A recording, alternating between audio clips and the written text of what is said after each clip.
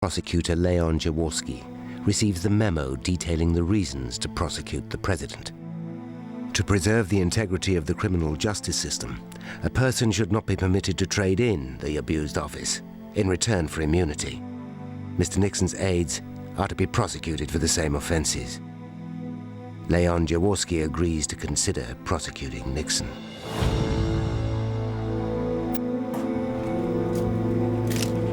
Manolo fights back the tears as the first family arrive in the lift by the East Room where the president will speak. When the Marine Band strikes up with Oklahoma in the Grand Hall, Pat Nixon is upset to learn that TV cameras are present. Her husband says he authorized it. Manolo remains at the back of the room.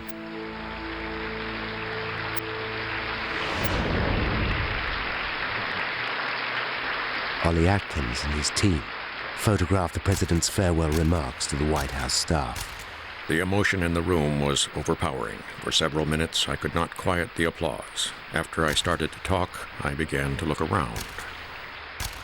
I think the record should show that this is one of those spontaneous things that we always arrange whenever the president comes in to speak. By now, I was fighting back a flood tide of emotions. Last night had been the formal speech for history. But now I had the chance to speak personally and intimately to these people who had worked so hard for me and whom I had let down so badly. There is no mention of Watergate. For the first time, Nixon wears his glasses in front of the public. He quotes his hero, Theodore Roosevelt, directly from the page. She was beautiful in face. Nixon uses the example of Roosevelt's resilience after losing his wife as an encouragement to his own followers. This was in his diary. He said, "And when my heart's dearest died, the light went from my life forever. Always remember, others may hate you, but those who hate you don't win unless you hate them. And then you destroy yourself." I want to say for each and every one of you, not only will we always remember you, not only will we always be grateful to you, but always you will be in our hearts, and you will be in our prayers. Thank you very much.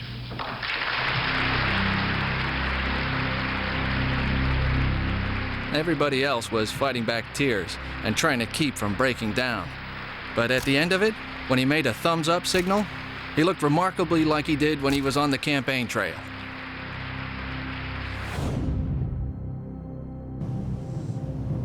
Ollie hurries to where the helicopter is waiting in front of the crowds. When he takes off with the president, his staff will take pictures on the ground. Richard and Pat Nixon are escorted to the presidential helicopter Marine One by Gerald and Betty Ford. The memory of that scene for me is like a frame of film, forever frozen at that moment. The red carpet, the green lawn, the White House, the leaden sky, the starched uniforms and polished shoes of the honor guard.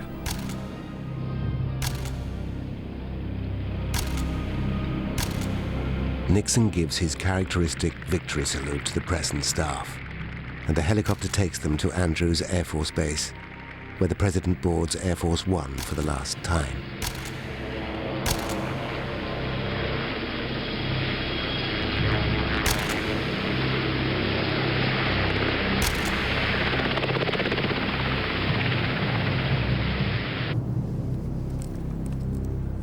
The one-line resignation letter is presented to Henry Kissinger, who formally countersigns it.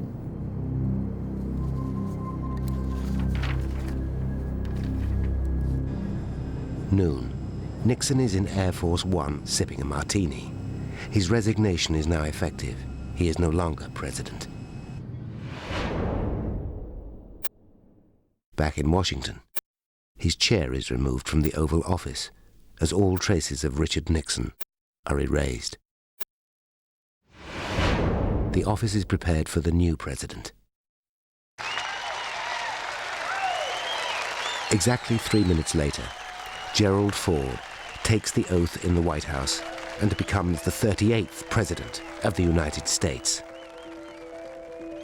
Simultaneously, Air Force One loses its presidential name and officially becomes simply Spirit of 76.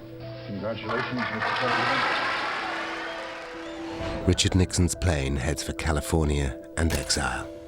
Awaiting him is a roomful of flowers sent by well-wishers. Ollie Atkins takes a picture, his last as official photographer to Richard Nixon. Almost immediately, Gerald Ford replaced Ollie Atkins with his own photographer. Ollie left the White House a few weeks later to become vice president of a publishing company. Manolo Sanchez remained with the Nixons until they left California in 1980. Soon after, he returned to Spain. In February 1975, Bob Haldeman went to prison. In total, almost 30 people were imprisoned in connection with Watergate. Richard Nixon remained in California with his family. Jaworski did not act on the prosecution memo, but many still demanded that Nixon should be jailed. In September 1974, President Ford used his position to publicly pardon the former president for all offenses against the United States.